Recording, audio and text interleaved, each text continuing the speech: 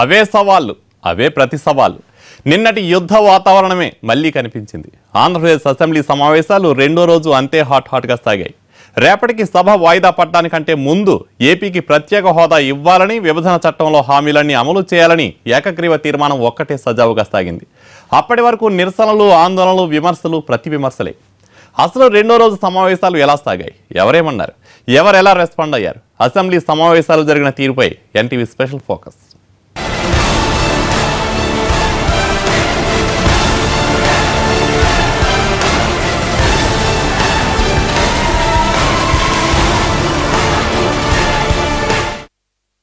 రోజు అసెంబ్లీ సమావేశాల్లో సవాళ్లు, ప్రతి సవాళ్లతో సభ దద్దరిల్లింది.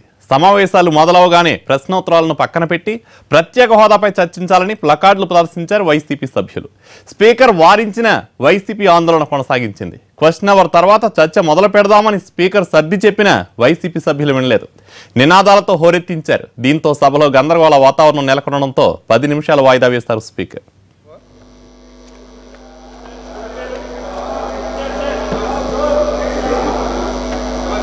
Yes.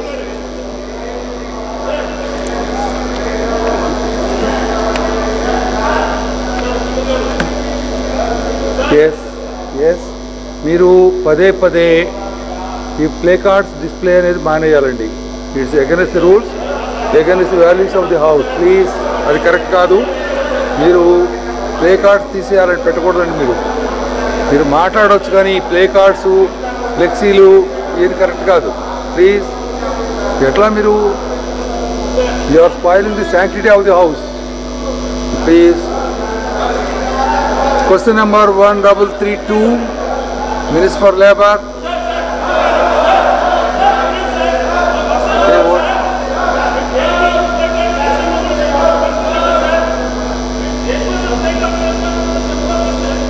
అసలు ప్లే కార్డ్స్ పెట్టడం తప్పంటుంటే మీరు ఎందుకు పెడుతున్నామో చెప్తా ఉంటారేంటి? It's like that itself is wrong.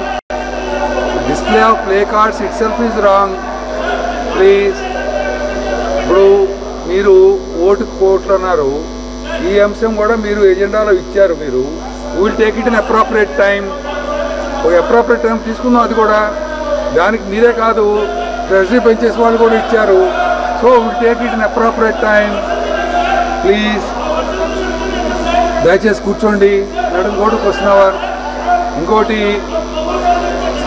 I appeal to all the members, దయచేసి వినండి. ఉండండి, వినిపించే అవకాశం ఉంది కదా, వచ్చే సబ్జెక్ట్ వస్తుంది కదా. Not now. పైగా నిన్న క్వశ్చన్ అవర్ మాకు లేకుండా చేశారని గౌరవ సభ్యులు చాలామంది చెప్పారు. ఇవాళ కూడా క్వశ్చన్. రాజు గారు, yesterday were you happy for postponing the questions? అట్ట కాదు, నిన్న క్వశ్చన్ అవర్ ఆలస్యమైన జరగాలని కోరారు సభ్యులు. ఇవాళ కూడా ఇంపార్టెంట్ క్వశ్చన్స్ ఉన్నాయి, ఇంపార్టెంట్ అవకాశాలు మీకు వస్తాయి. అది కూడా మీరు కాదనుకుంటే చేయగలిగేది ఏముంది? ప్లీజ్, క్వశ్చన్ అవర్ నడిపినండి. తర్వాత మీ అవకాశం మీకు సబ్జెక్ట్ మీద తీసుకున్నాం.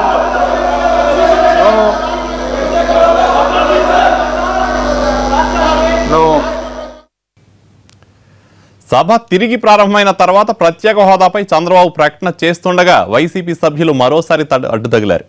బాబు ప్రసంగంపై అభ్యంతరం చెప్పారు. దీంతో మరోసారి గందరగోళ వాతావరణం నెలకొంది. ప్రత్యేక హోదా కోసం తాను చేసిన ప్రయత్నాలను చెప్పుకొచ్చారు బాబు. కేంద్ర మంత్రులతో చాలా సార్లు చర్చించామన్నారు. తర్వాత జగన్ పిఆర్ఎస్ సంస్థ నివేదిక గురించి ప్రస్తావించారు. దీనిపై స్పందించిన బాబు అదో ప్రైవేట్ సంస్థ అన్నారు. అధ్యక్ష, ఇది ఆ రోజు చేశాం అధ్యక్ష.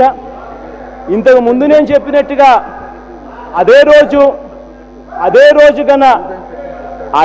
గన ఇదే నో కాన్ఫిడెన్స్ మోషన్ గన మేము తీసుకోకపోయిందంటే జగన్ లోక్పాల్ బిల్లుకు వ్యతిరేకం, జగన్ లోకాయుక్త బిల్లుకు వ్యతిరేకం అని మళ్ళా బండ. అధ్యక్ష, నేను ఒకటి అడుగుతా ఉన్నా నేను 5 సార్లు, ఆ తర్వాత డిసెంబర్లో ఇచ్చాం, ఆ తర్వాత ఫిబ్రవరిలో 5 సార్లు ఇచ్చాం. ఏదైతే వాళ్ళ దగ్గర మా వాళ్ళు చెప్పినట్టున్నారు సార్ అధ్యక్ష, పిఆర్ఎస్ అంటున్నాడు, పార్లమెంటరీ రీసెర్చ్ సెంటర్ అని.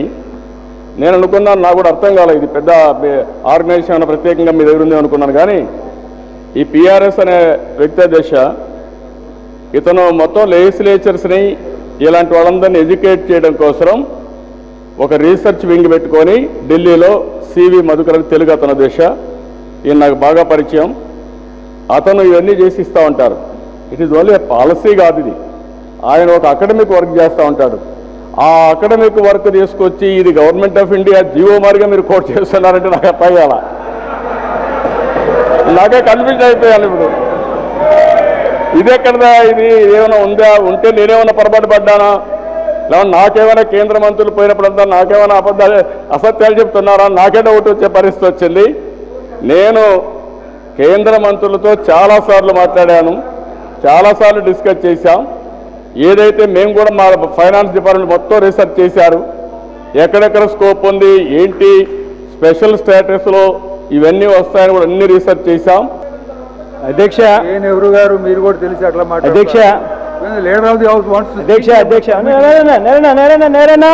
నేరన్నా వదిలే వదిలే వదిలే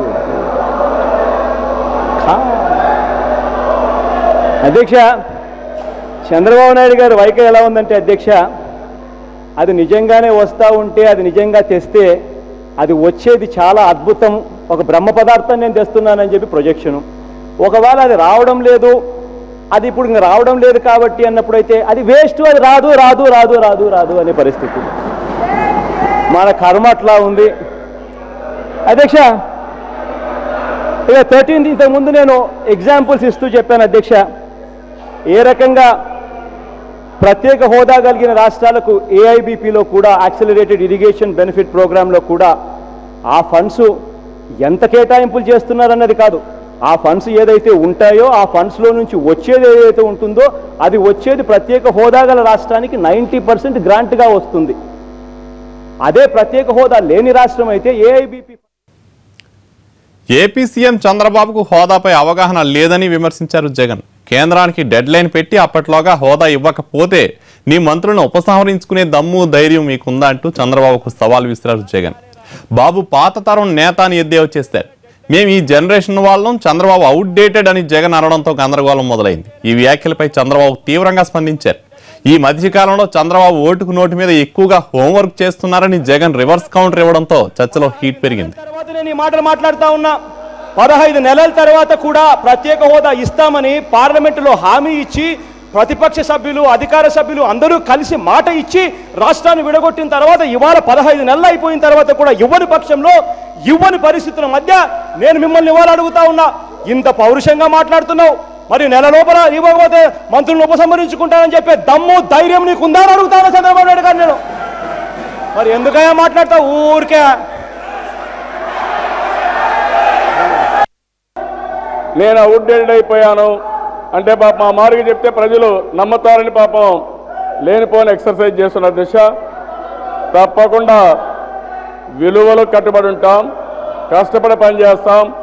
ప్రపంచంలో ఇన్ఫర్మేషన్ టెక్నాలజీని ఫస్ట్ ప్రమోట్ చేసింది నేనే ప్రమోట్ చేశా, ఇప్పుడు కూడా నేనే ప్రమోట్ చేస్తున్నా. మీ మారిగా తప్పుడు లెక్కలు రాసుకోవడం నాకు చేత కాదు, విలువలు వదిలిపెట్టి చేసే పని నాకు చేత కాదు. తప్పకుండా భవిష్యత్తులో కూడా మీరు గుర్తుపెట్టుకోవాల్సింది విలువలు, సాంప్రదాయాలు, క్యారెక్టర్ మెయింటైన్ చేయడం మేముంటాం. తప్పుడు దారిలో పోయి ట్రబుల్లో పడే పరిస్థితి మీకుంటుంది. ఆ విషయం గుర్తుపెట్టుకోవాలి. ప్రతిరోజు ఎక్కడ చూస్తున్న దిశ మాదేదో ఒక జనరేషను, వీళ్ళదో ఒక జనరేషను, నేను కొత్త జనరేషన్కి వచ్చేసాను, ఏదో జరిగిపోతుందని చెప్పి మాట్లాడుతున్నారు.